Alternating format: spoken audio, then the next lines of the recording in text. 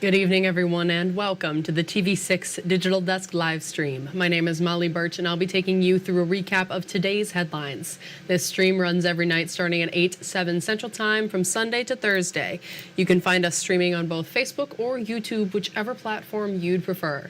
Feel free to comment or ask any questions you have in the chat as you feel like it. I'll do my best to keep an eye on those comment sections and answer your questions as we go and after the stream as well. With all of that business out of the way, let's take a look at our first story for tonight. The search continues for a missing Gulliver woman. Today, the Michigan State Police released a picture of Kristen Tarian for the first time. The 39-year-old was reported missing Friday.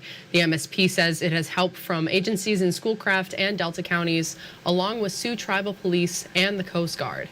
If you have any information, you're asked to call the Negaunee Regional Communications Center at 1-866-411-0018, the Manistee Outpost at 906-341-2102, or the Gladstone Post at 906-428-4412. All of those numbers are on your screen right now. And after nearly 7 months, the third building damaged in the Ludington Street fire is being demolished. The deadly fire on January 24th started at 1101 Ludington Street and spread to two neighboring buildings.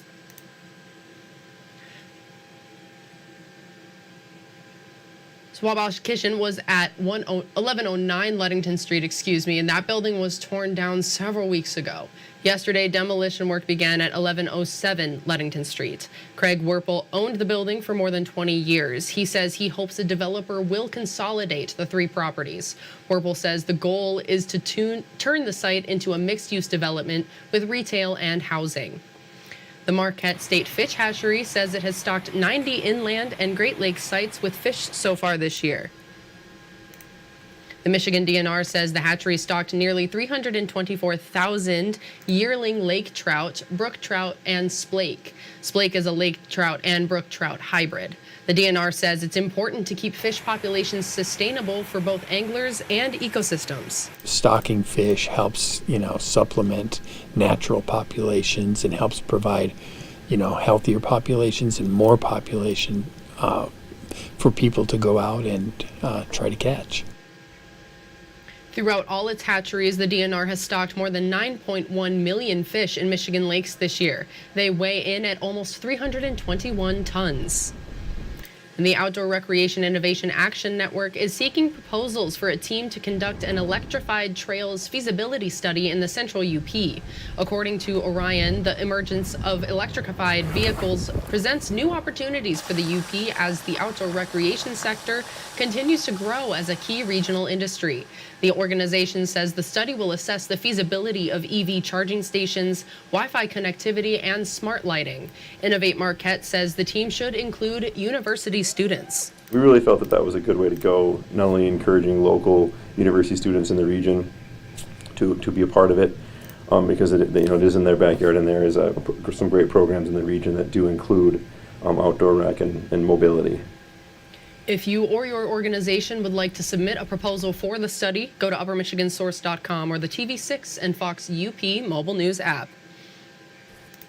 24 high school students are learning the trades with hands-on experience at a summer camp this week. TV6's Chinn explains the importance of teaching trades to students.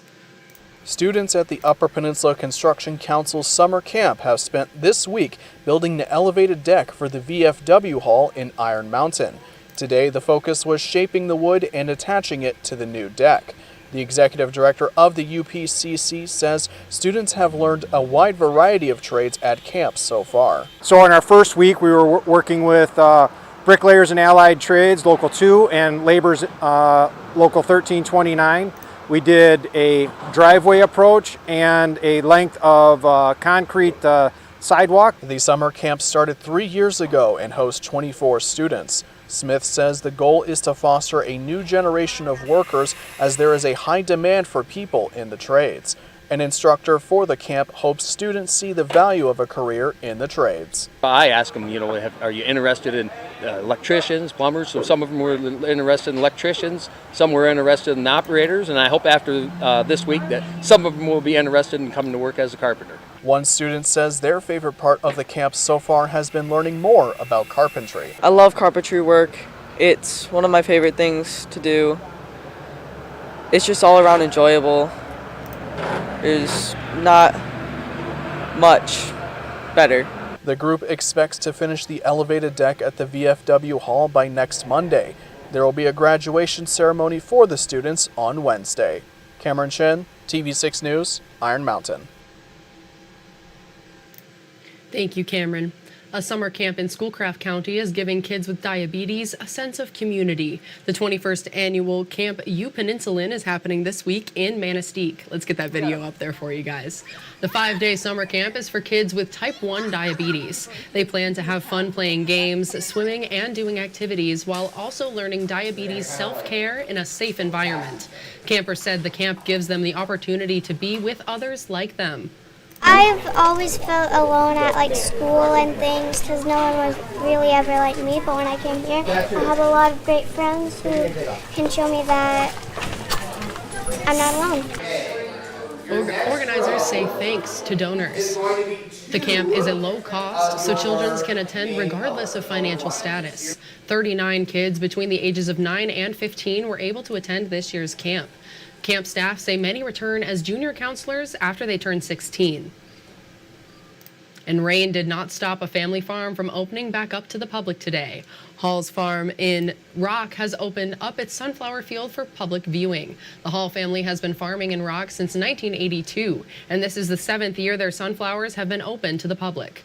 Along with the sunflowers, they also have a number of other activities, such as hay bale art, basketball, cornhole, and a corn sandbox.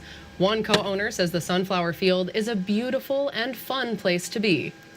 As you can see, they're just pretty, and it's a happy place to be, and you enjoy the beauty of it all, and maybe bring the kids and have them enjoy a little bit.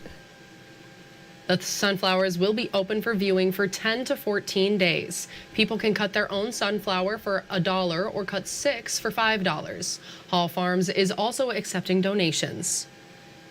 And finally tonight on the TV6 Digital Desk live stream, Tom Izzo is coming home to the UP this October, and he's bringing his Michigan State men's basketball team with him. This morning, MSU and Izzo's alma mater, NMU, announced a preseason exhibition game at the Superior Dome on October 13th. It'll be Izzo's first visit back to Northern to coach a game and the first matchup between the two teams since 1975. That's when Izzo was a player of the Wildcats. The NMU men's basketball coach says it was time for a homecoming.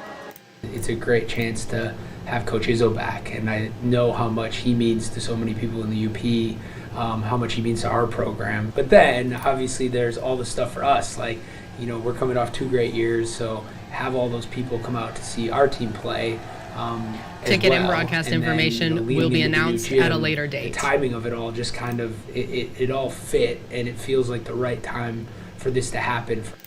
And that's all the stories we have for you tonight. If you see something happening in your area that you think we should report on, feel free to contact us at any time. These are a few easy ways to get a hold of both myself and others in the newsroom. And again, you can contact us at any time. We would love to hear from you and what's happening in your community. I'll see you all on Sunday at 8 p.m. Eastern Time. But first, you can catch TV6's Mandy Koskela and Michael Sobek streaming from the TV6 Facebook page every weekday morning at 8:45 Eastern Time. They'll be recapping top headlines from the morning on their show, Beyond Your Morning News. Until next time, I'm Molly Birch, and thanks again for joining me live from the TV6 Digital Desk. Have a great rest of your night and a great weekend.